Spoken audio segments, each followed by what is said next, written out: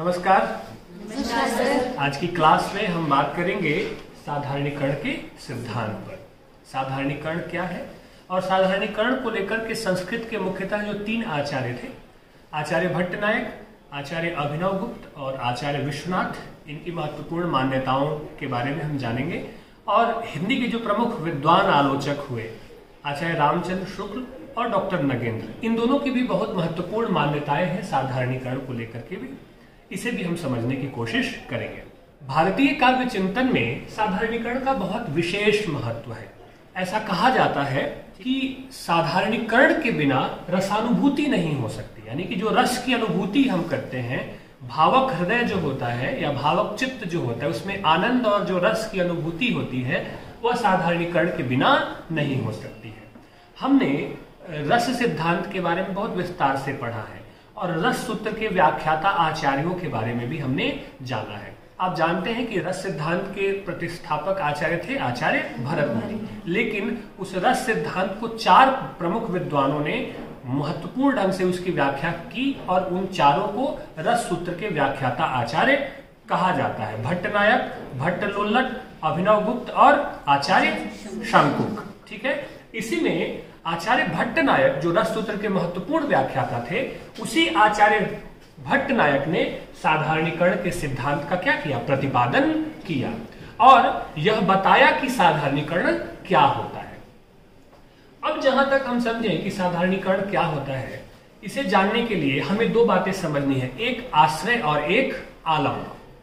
आपने रस सूत्र की जब व्याख्या पढ़ी तो उसमें भरत मुनि कहते हैं विभावानुभाव व्यभिचारी संयोगाद रस निष्पत्ति।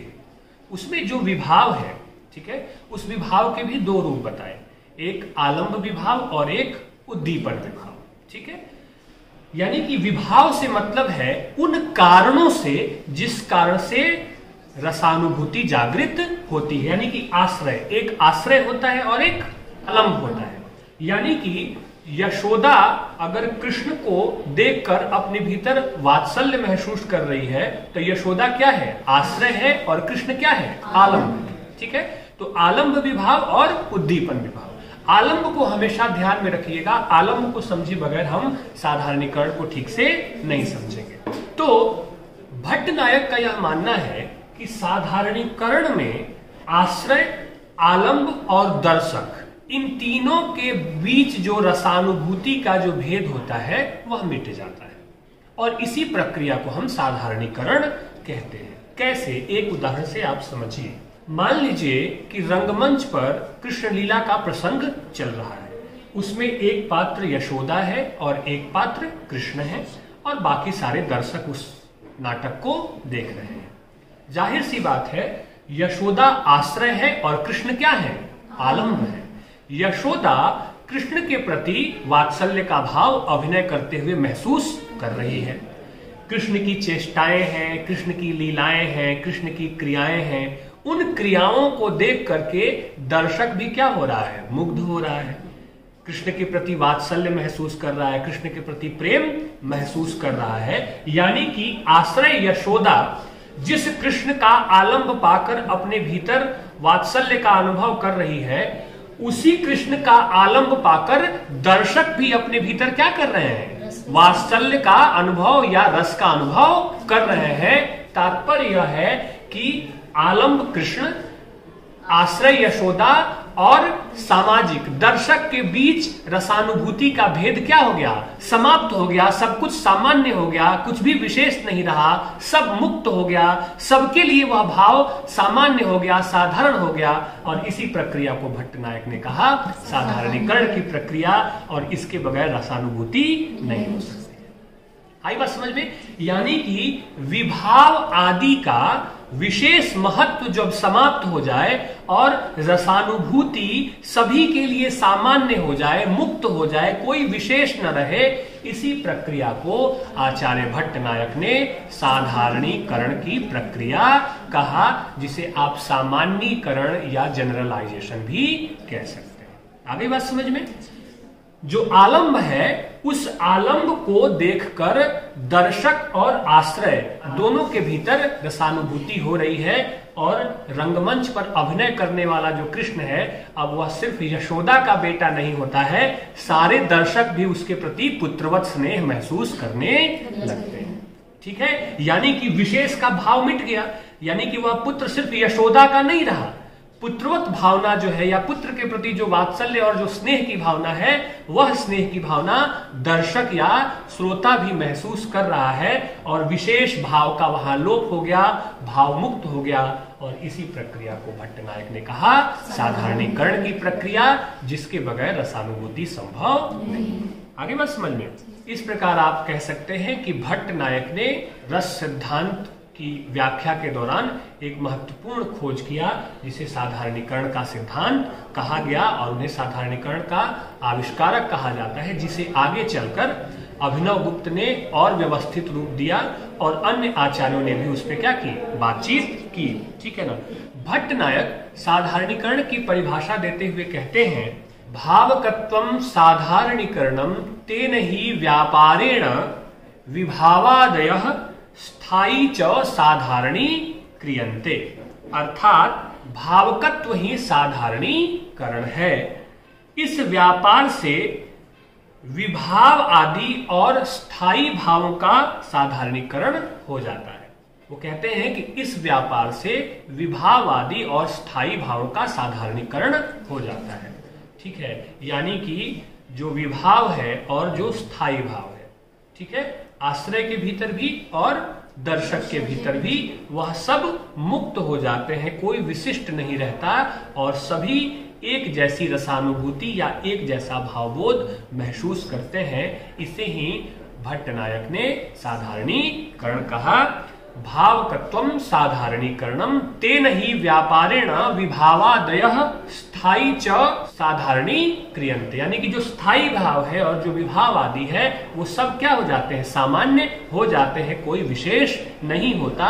इसे ही उन्होंने साधारणीकरण माना है, और कहना है उनका कि इसी साधारणीकरण के कारण जो विशेष पात्र होते हैं वह भी साधारण प्रतीत होने लगते हैं। यानी कि जो कृष्ण है वह विशेष पात्र तो है, लेकिन वो अपने पुत्र जैसा लगने लगता है, अपने बच्चे जैसा वात्सल्य हम उसके लिए क्या करने लगते हैं, महसूस करने लगते हैं, और वह विशेष पात्र क्या हो जाता है, साधारण पात्र बन जाता है। क्यों? साधारणीकरण की वजह से। और इसे ही उन्होंने रसानुभूति का महत्वपूर्ण कारक बताया।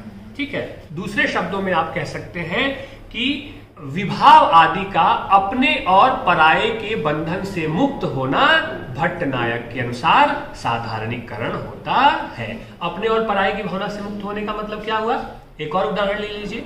आप किसी स्कूल में गए हैं कोई कार्यक्रम देखने, वहां छोटी बच्ची है, बहुत सुंदर नृत्य कर रही है, बहुत सुंदर गीत गा रही है, ठीक है, बहुत सुंदर अभिनय कर रही है, तो उसके प्रति जो आप प्रेम महसूस करते हैं, उस समय आप अपने और पराये की भावना से क्या हो जाते हैं, मुक्त हो जाते हैं। और वह जो भाव होता है, वह मुक्त भाव जो होता है, उसे उन्होंने साधारणीकरण कहा।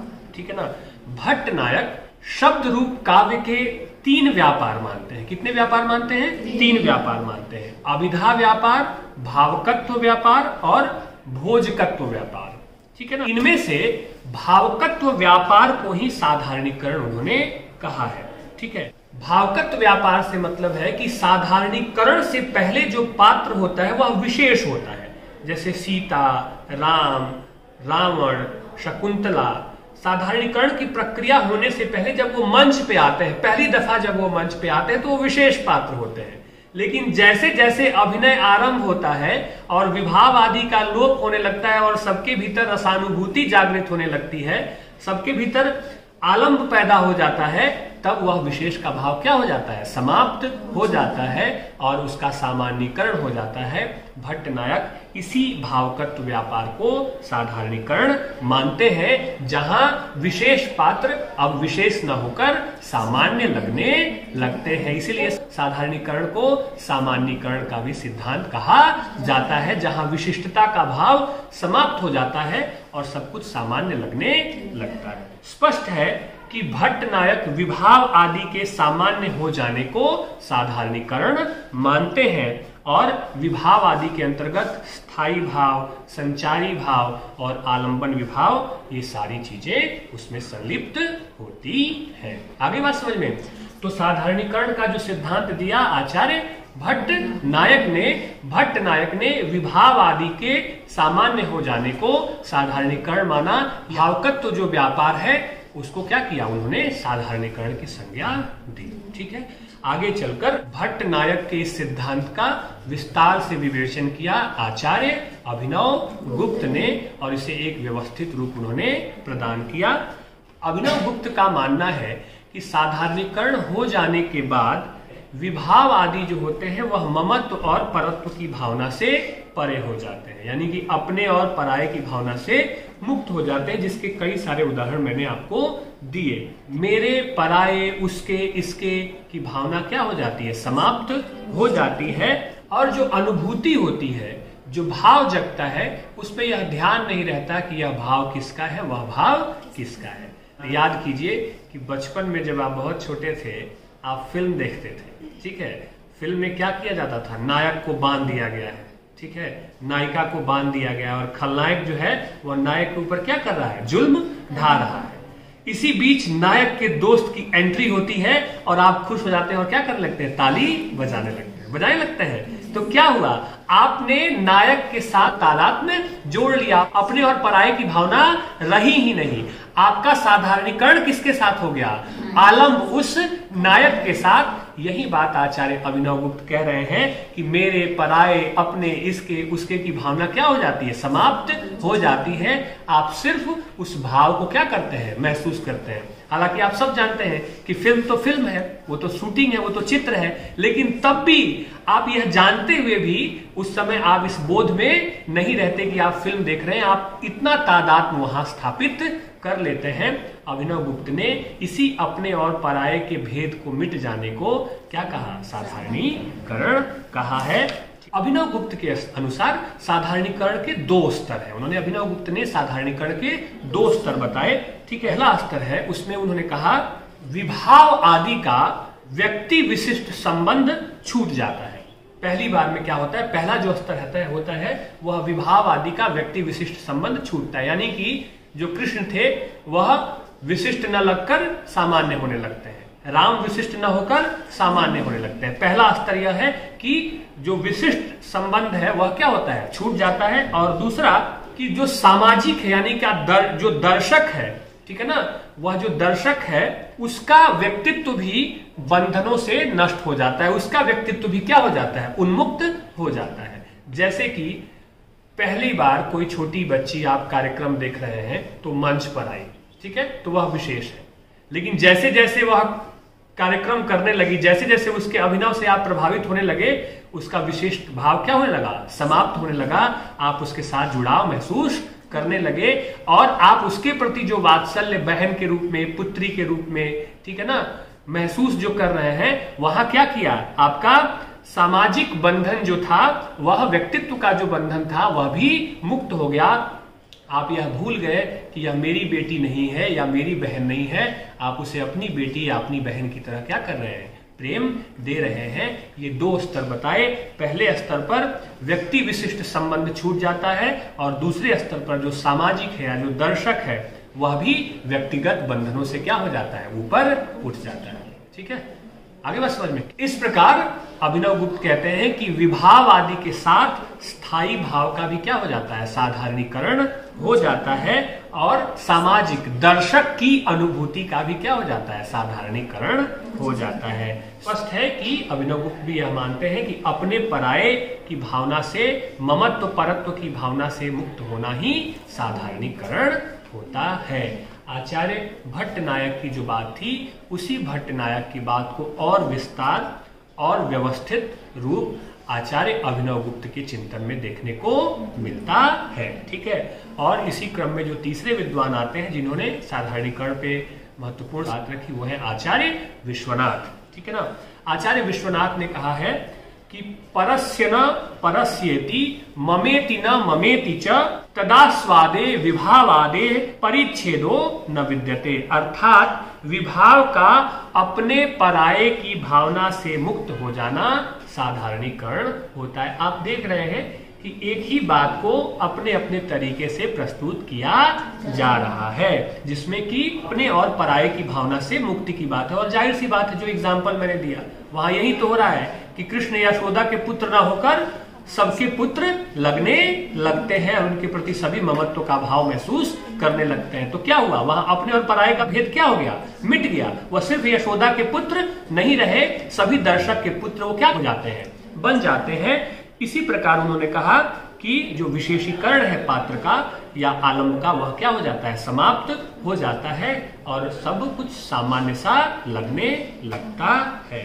आचार्य विश्वनाथ ने साधारणीकरण के प्रसंग में पाठक का आश्रय के साथ तादात्म्य भी माना है, यानी कि सिर्फ आलम्ब के साथ नहीं, आश्रय यानी कि यशोदा की चेष्टाओं के साथ भी अगर दर्शक जुड़ रहा है, आश्रय की चेष्टाओं के साथ भी अगर दर्शक जुड़ रहा है, तो उसे भी उन्होंने साधारणीकरण का स्वरूप घोषित किया है। आई बात समझ में? तो अब आप कुल मिलाकर अगर संस्कृत के आचार्यों की बात करें तो निष्कर्ष पे आप यह कह सकते हैं कि आलम्ब या आश्रय के साथ दर्शक या सामाजिक का रसानुभूति हो जाना, ठीक है ना, या आलम्ब या आश्रय के जो भाव है उसी भाव का दर्शक के भीतर आरोप हो जाना क्या होता है, साधारणीकरण होता है। दूसरी महत्वपूर्ण बात इसमें यह है कि पात्र का विशेषत्व समाप्त हो जाता है, वह विशिष्ट न होकर सामान्य लगने लगता है। और तीसरी बात आप इसमें कह सकते हैं कि दर्शक या जो सामाजिक होता है वह अपने पराये की भावना से क्या होता है, मुक्त हो जाता है। इन तीनों आचार्यों की मान्यताओं का निष्कर्ष इस 3 बिंदु में हम देख सकते हैं। आगे चलकर इस पे बहुत बात हुई, संस्कृत के और आचार्यों ने भी बात की, और आगे हिंदी में आचार्य रामचंद्र शुक्ल, डॉक्टर नगेंद्र, श्याम सुंदर दास, गुलाब राय, तमाम तरह के आलोचकों विद्वानों ने इस पर बात की। लेकिन इस कड़ी में आचार्य रामचंद्र शुक्ल और आचार्य नगेंद्र की मान्यता को समझना महत्वपूर्ण है, जिसे हम जानेंगे। आचार्य शुक्ल ने अपने निबंध संग्रह चिंतामणि में साधारणीकरण पर बहुत मौलिक ढंग से चिंतन किया, विचार किया, और उन्होंने कहा कि साधारणीकरण का अभिप्राय यह है कि पाठक या श्रोता के मन में जो भाव विशेष या वस्तु विशेष आती है, वह जैसे काव्य में वर्णित आश्रय का आलम्ब होती है, वैसे ही सहृदय पाठक के भावों का आलम्ब बन जाती है। कहने का मतलब यह है कि काव्य या नाटक में, ठीक है ना, आश्रय जो आलम्ब को देख करके महसूस कर रहा है, यानी कि कृष्ण को देख करके जो यशोदा महसूस कर रही है, रामचंद्र शुक्ल कह रहे हैं काव्य में उसी का वर्णन या दर्शन जब पाठक करता है तो जो भाव आश्रय के भीतर चल रहा होता है, जो अनुभूति आश्रय के भीतर होती है, वही अनुभूति दर्शक या श्रोता के भीतर होने लगती है। इसके बारे में अभिनव गुप्त ने भी बताते हैं। ठीक है, दूसरी बात, महत्वपूर्ण बात है आचार्य शुक्ल की, वो कहते हैं व्यक्ति तो विशेष रहता ही है, पर उसमें प्रतिष्ठा ऐसे समान धर्म की रहती है जिसके साक्षात्कार से सब श्रोताओं या पाठकों के मन में एक ही भाव का उदय थोड़ा बहुत होता हुआ दिखाई देता है। यानी कि व्यक्ति विशेष मानते हैं, जो कृष्ण है वह कृष्ण है, जो यशोदा है वह यशोदा है, लेकिन उसमें ऐसे भावों की प्रतिष्ठा होती है काव्य में, नाटक में या अभिनय के माध्यम से कि श्रोताओं या पाठकों के मन में उस भाव का थोड़ा कम या थोड़ा ज्यादा उदय होने लगता है। यहां सहृदय की अवधारणा आती है। थोड़ा कम या थोड़ा ज्यादा का मतलब है कि शुक्ल ने बहुत वैज्ञानिक ढंग से इसके बारे में बताया है कि कृष्ण और यशोदा का वात्सल्य प्रसंग चल रहा है, तो देखने वाले जो दर्शक है सभी बराबर मात्रा में वात्सल्य की अनुभूति करेंगे, यह आवश्यक नहीं है।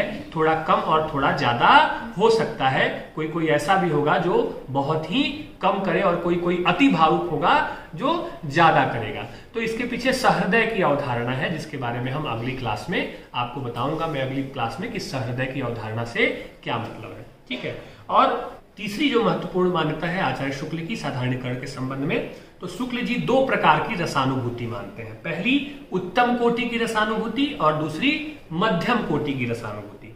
उत्तम कोटि की जो रसानुभूति होती है, ठीक है, उसमें दर्शक जो है वह आश्रय के साथ पूर्ण तादात्म्य स्थापित कर लेता है। यानी कि कृष्ण को देखकर जितने गहरे भाव आश्रय यशोदा के हृदय में पैदा हो रहे हैं, वैसे ही वात्सल्य और वैसे ही गहरे भाव दर्शक के भीतर भी पैदा हो जाते हैं। इसे उन्होंने उत्तम कोटि की रसानुभूति कहा। और दूसरा कहा मध्यम कोटि की रसानुभूति, ठीक है ना। इसमें जो है दर्शक होते हैं वह शील दृष्टा मात्र रह जाते हैं, ठीक है ना, कि देखते हैं, ठीक है, पर बहुत ज्यादा रसानुभूति या बहुत ज्यादा साधारणीकरण उनका नहीं हो पाता है। तो ये आचार्य शुक्ल की मान्यता थी साधारणीकरण के संबंध में। और इसी कड़ी में जो महत्वपूर्ण नाम आता है वो डॉक्टर नगेंद्र का आता है। डॉक्टर नगेंद्र की स्थापना बहुत महत्वपूर्ण है साधारणीकरण को लेकर। उन्होंने एक नया ही दृष्टांत इस संबंध में प्रतिपादित किया है।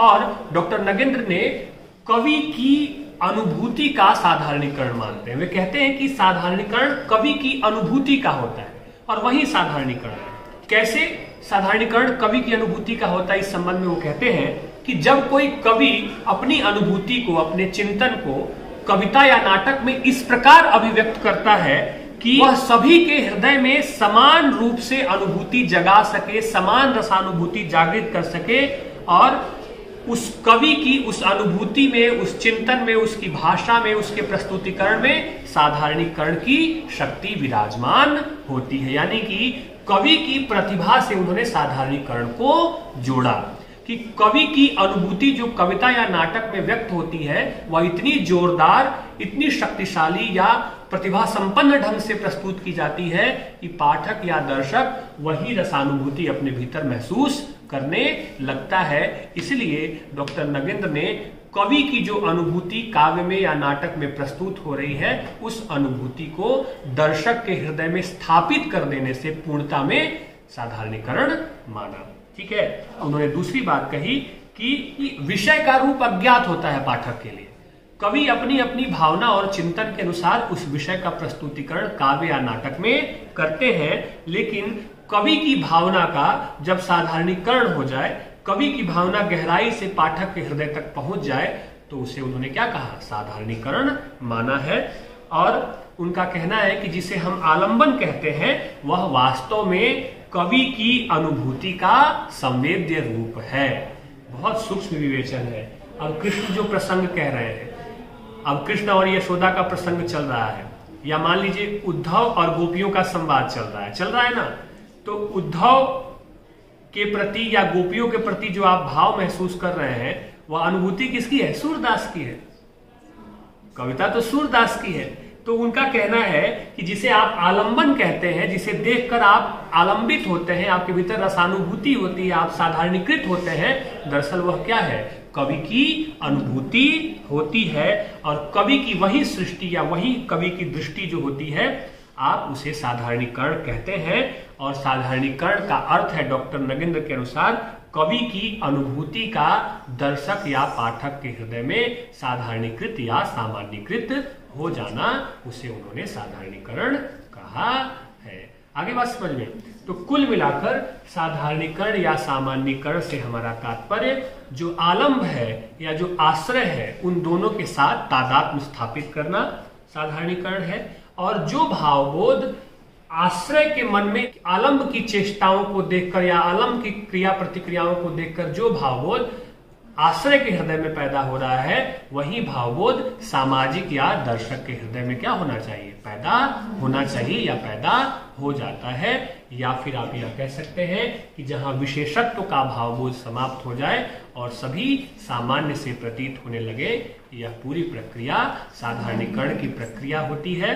और हम यह कह सकते हैं कि रसानुभूति में साधारणीकरण की प्रक्रिया का बहुत महत्वपूर्ण योगदान है। बिना साधारणीकरण के रसानुभूति नहीं हो सकती है। ठीक है। तो देखिए रस सूत्र की व्याख्या में कितना बढ़िया सिद्धांत हमारे सामने प्रस्तुत हुआ। ठीक है ना। तो समझ में आ गया साधारणीकरण क्या है, सामान्यीकरण क्या है। आप पहले साधारणीकरण की व्याख्या कर दीजिएगा भट्ट नायक के अनुसार, आचार्य अभिनव गुप्त, विश्वनाथ, ठीक है, और फिर हिंदी साहित्य के जो विद्वान आलोचक हैं शुक्ल और नगेंद्र का, और निष्कर्ष में जो बातें मैंने बताई है उसे लिख दीजिएगा। ठीक है। ठीक है, रोक दीजिए।